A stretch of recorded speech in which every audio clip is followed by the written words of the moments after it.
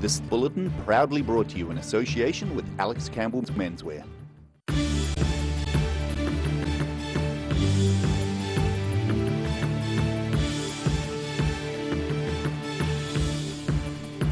Tonight on the South Today, a large plastic sign promoting rugby games is being taken down after the threat of fines from the DCC. The team behind Dunedin Rail Journeys is asking the council for $1 million a year for 10 years. And a southern shark researcher is encouraging children to learn more about the fascinating creatures using his tools.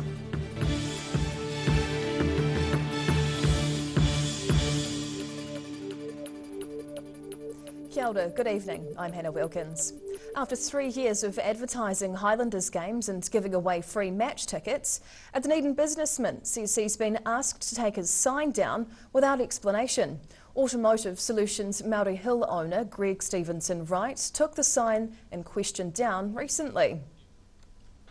This sign in Dunedin's Maori Hill has been a noticeable feature for the past 3 years, until late last month, when the manager of Automotive Solutions received a phone call from the Otago Rugby Football Union. There's been a complaint if the DCC's asked us to remove it, or they're going to fine us or yourself for having the sign up. There was no real explanation, they didn't give an explanation, so we contacted the DCC and asked them, and they said it was a conveyancing matter and they'd email us the legislation or terms or the reasons why, and we've heard nothing back in nearly a week. A Dunedin City Council spokesperson says the council did not ask the business to take the sign down, saying the Highlanders sought to have the sign removed independently. Stevenson Wright says he asked the council if there was any way he could alter the sign's size or placement, but was told no. I think it might be the size, but like, hey, what's the harm of coming and saying, hey look, this sign's too big, can we get it smaller, can we get it reduced, can it be over here instead, can it be on top of the building, like rather than right out there close to the front of the sidewalk? But there was none of that, just take it down or fines. The sign was one of many produced for the Highlanders by Go Media. The company says it's been using corflute signs for the past 8 years, and they were designed to meet the rules of the council plan. The council spokesperson says a $300 infringement fine could have been considered if the sign hadn't been taken down. In Dunedin, the South Today. The man who has been convicted of the frenzied knife attack at Dunedin's Central Countdown supermarket last year has been sentenced this afternoon to more than a decade behind bars. A year ago this month, Luke James Lambert used the words "someone's gonna get it" to an associate 30 minutes before stabbing several people at the Dunedin Central Countdown supermarket. Many police and staff from multiple ambulances treated people at the scene.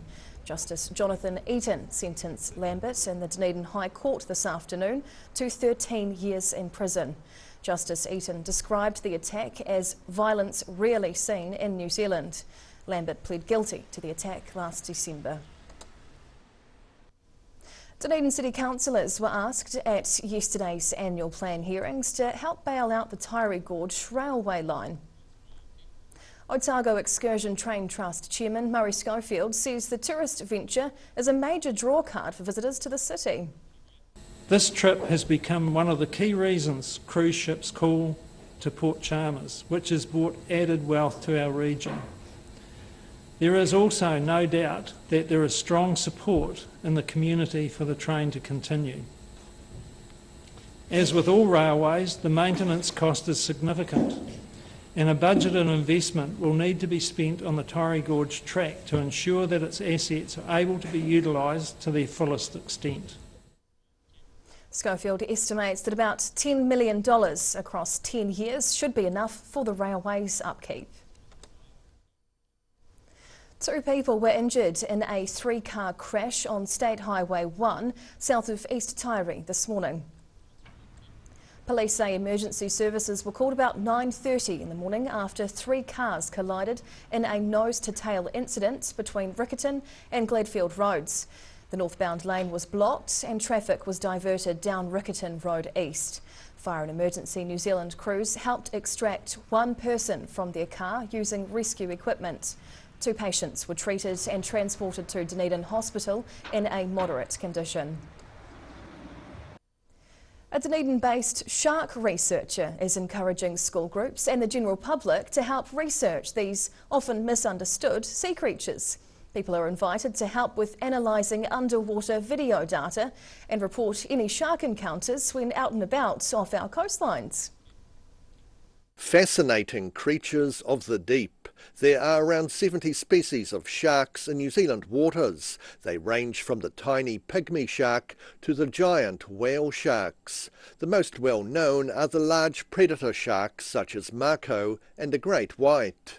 University of Otago Marine Studies shark researcher Rob Lewis is now inviting the public to go online and help analyse underwater video data to get a better idea of the number and types of sharks in the ocean. Collectively, the information that we're getting from this is starting to fill in gaps about seasonal changes in sharks, when we're seeing them, where we're seeing them, what kinds they are they with other sharks, are they in groups together, all that kind of information. Thousands of people across the world have already joined up online and are either providing sightings or helping with analysing the videos.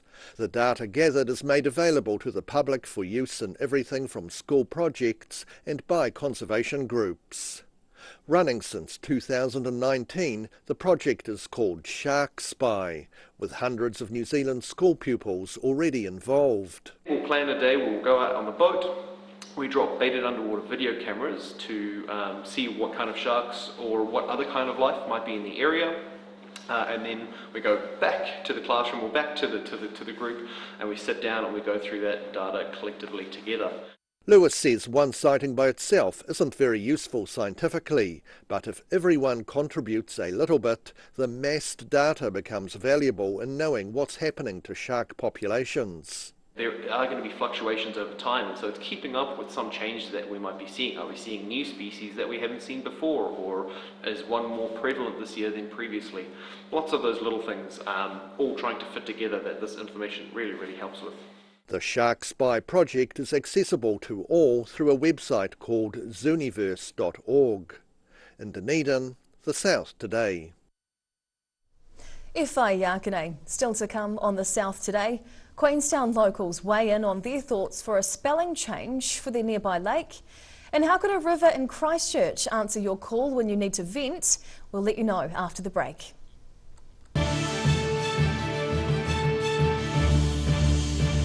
All new episodes of Put Some Colour in Your Life are now screening on Channel 39. Take a look at Australian artists and the techniques they use in their studio. Put Some Colour in Your Life. Tuesdays, 7:30.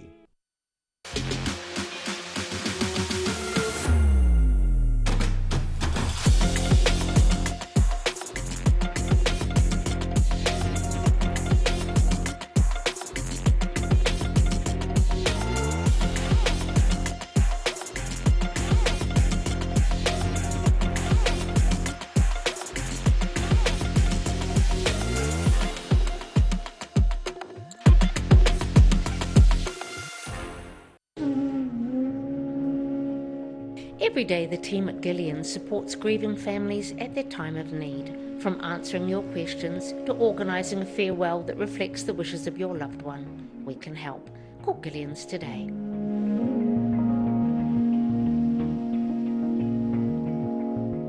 A poorly maintained heat pump can lose up to 35% of its output. The Mr. Heat Pump Cleaner team are experts. Their specially developed chemical wash is totally biodegradable. Call Mr. Heat Pump Cleaner and get the job done by the professionals. Every reason, every season, we're proud to dress the region. Alex Campbell Menswear, it fits.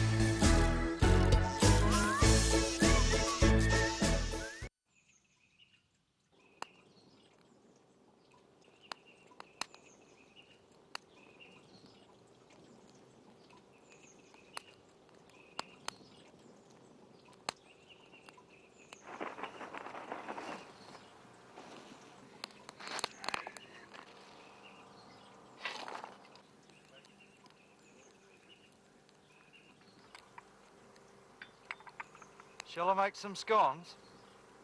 Ooh,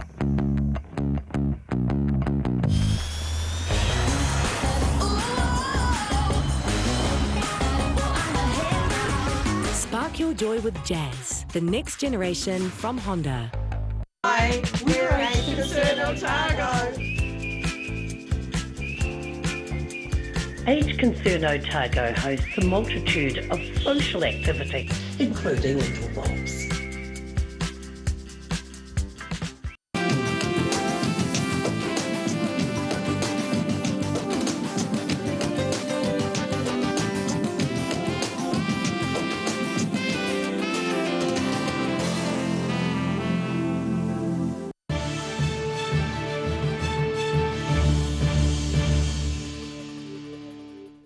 Tēnā koe, welcome back. A high-end Queenstown hotel operator is worried tourists could be sleeping in unclean rooms once international visitors come back en masse.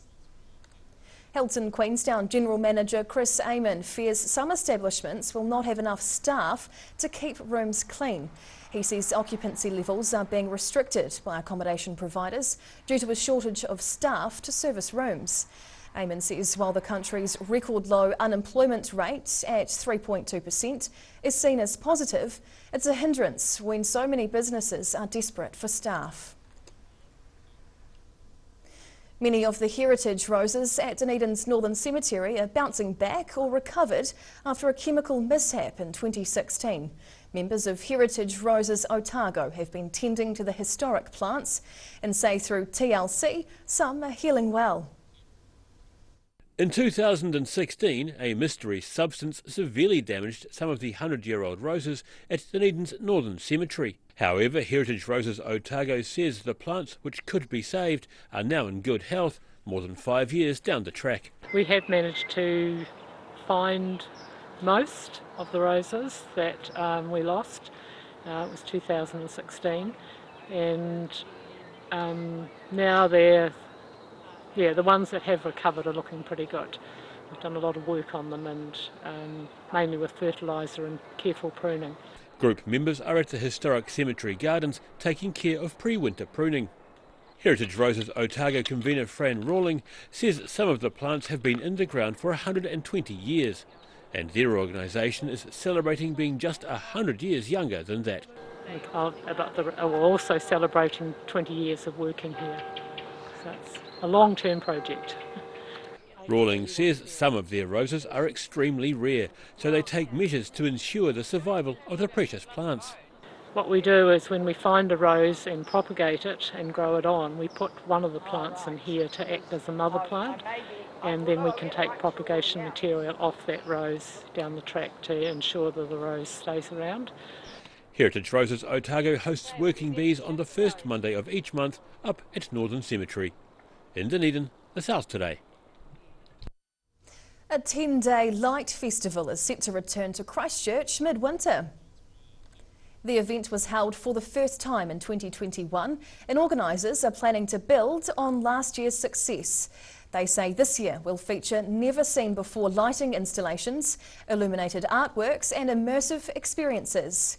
Called Te Rama Mai, opening night coincides with New Zealand's first Matariki public holiday. Organisers suggest visitors also take the opportunity to explore the city by night and grab a bite to eat at one of the many hospitality venues.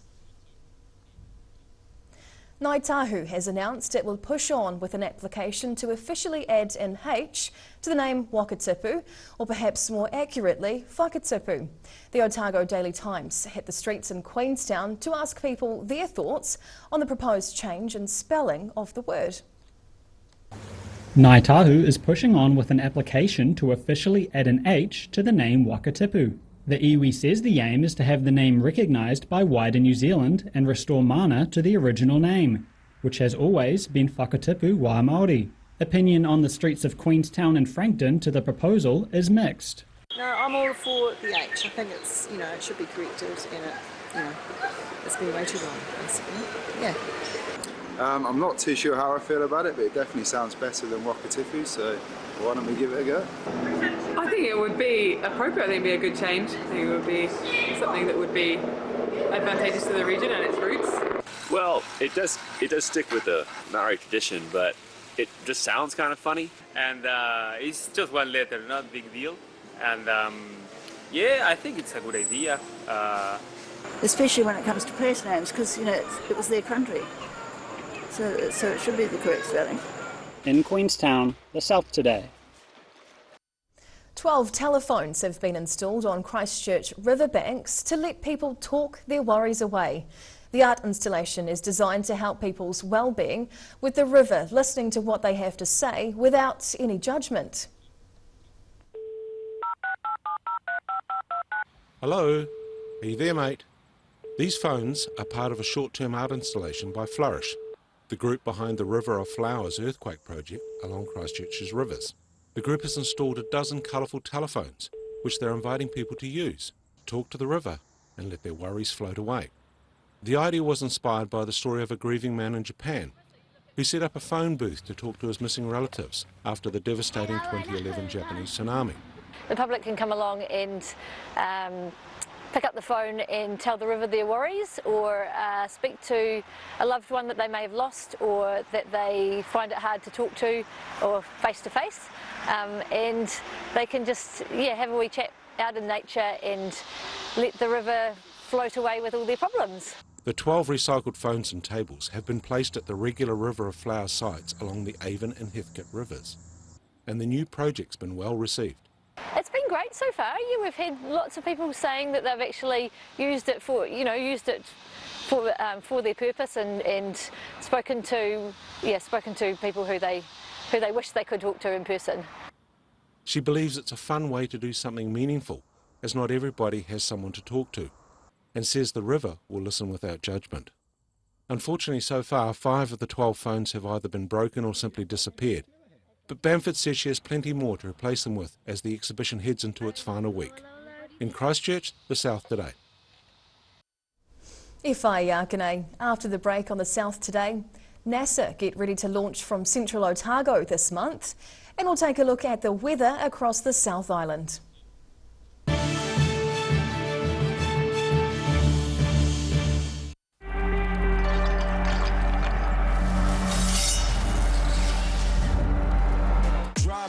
Drop when you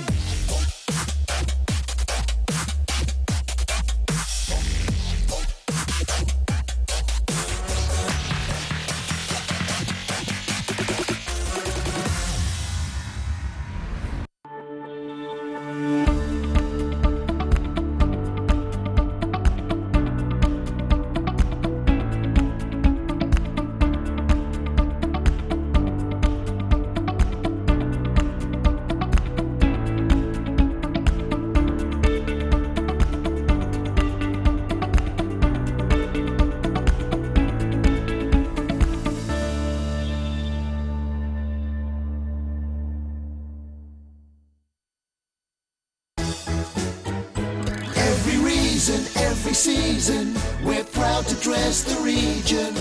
Alex Campbell Menswear, it fits. Living Well Disability Resource Centre, a not-for-profit charitable organisation and your one-stop shop for information and resources to help you retain independence. We offer a wide range of assistive products from jar openers to mobility scooters and provide assessments for Total Mobility, the half-price taxi scheme. Come and see the friendly team. You'll find us on the corner of Gorge and Bath Streets, ground floor of Burns House.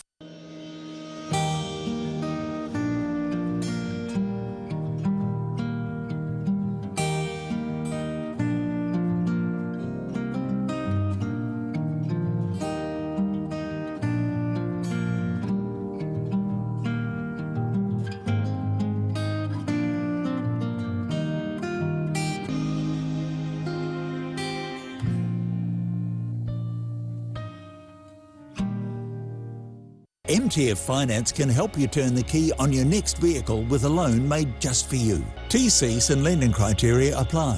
Hi, my name's Matt and I'm the Dines Group CEO. Dines is a company that's focused on selling logistics solutions to its customers. We're passionate about selling efficiency, and we've been selling efficiency for over 50 years now.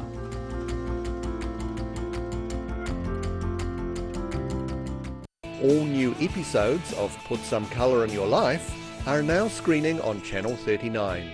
Take a look at Australian artists and the techniques they use in their studio. Put Some Colour in Your Life, Tuesdays, 7:30.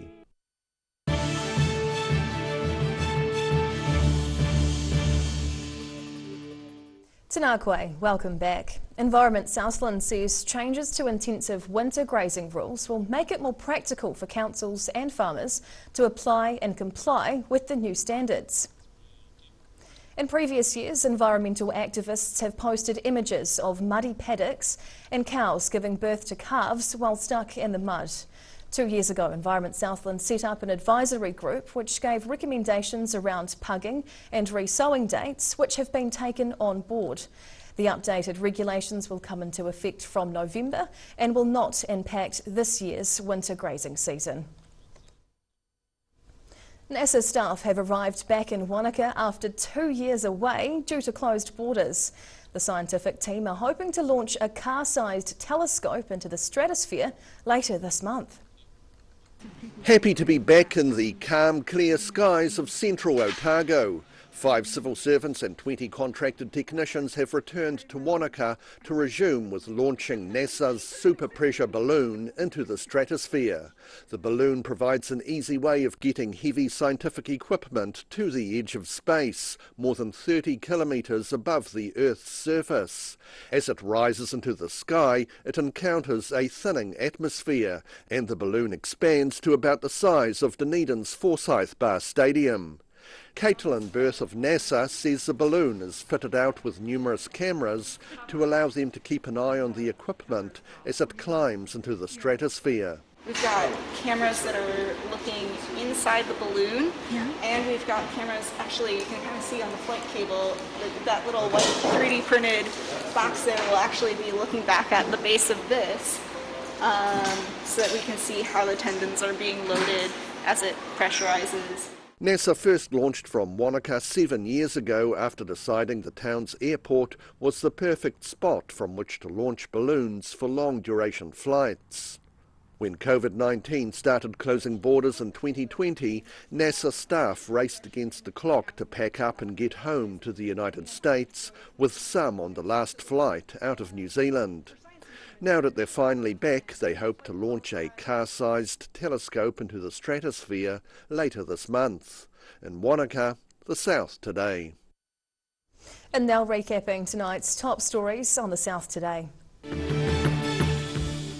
A large plastic sign promoting Highlanders rugby home games has been taken down under the threat of fines from the Dunedin City Council. The team behind Dunedin Rail Journeys has asked the council for $1 million a year for 10 years to keep the train running. And a southern shark researcher is encouraging children to learn more about the often misunderstood sea creatures using his tools and underwater shark videos. And now a look at what's happening in tomorrow's ODT, and we welcome our Associate Editor, Debbie Porteous. Good evening, Debbie. Good evening. What have your team been working on today for our paper tomorrow? Well, tomorrow we'll have all the details from this sentencing that went on for about 4 hours at the District Court today for the man who did the stabbing attack and the countdown. Yes. We'll have everything from that, heaps of coverage on that. We've also got something on, there's a few bus stops around the city that have been blacklisted because they're either too dangerous or they're inaccessible to people, and there's another quite a large number that could be blacklisted shortly as well. And then we're also looking at, we're going to start talking about reducing the speed limit on the State Highway 1 pairs through central Dunedin. Ah. So I'm sure everybody will be interested in that. Yes, as well. Definitely. Yes. Oh, I look forward to tomorrow's paper. Debbie, thank you. Great, thanks. And now for a look at the weather. Tonight's weather proudly brought to you by Mole Map. Looking at the situation, fine weather continues through to the weekend as warm northwesterly airflow increases very slowly over southern districts, with colder air arriving next week. Heading to the top of the South Island first, Nelson and Greymouth are in for another fine day, both with light winds and 19 degrees, while Christchurch has another foggy start and then it will reach 18 degrees.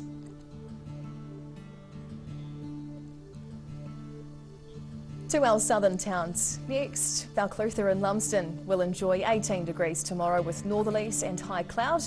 Gore looks much the same, just one behind on 17, and the Catlins looks cloudy too with northeasterlies and 16 degrees as the high. Travelling westwards to the Central Lakes area, it'll be fine tomorrow with light winds through here. Queenstown, Wanaka and Alexandra are all expecting 18, 19 or 20 degrees. Te Anau gets a bit more clouds along with moderate northerlies and a high of 16. Looking at the northern towns next, Timaru is getting 18 degrees tomorrow with light easterlies. Uamaru's leaning more towards a northeasterly breeze and 16 degrees.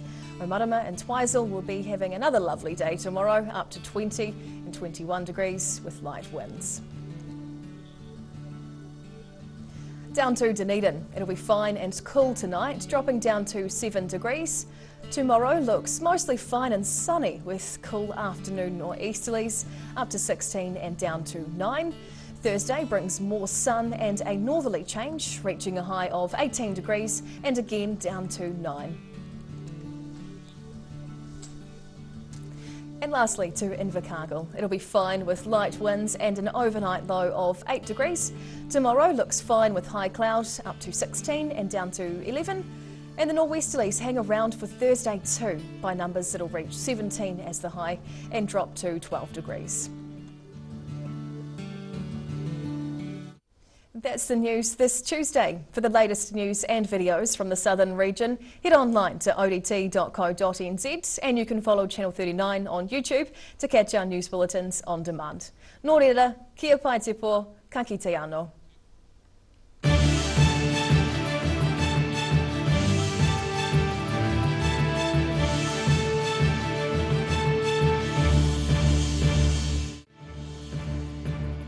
This bulletin proudly brought to you in association with Alex Campbell's Menswear. Public interest journalism funded through New Zealand On Air.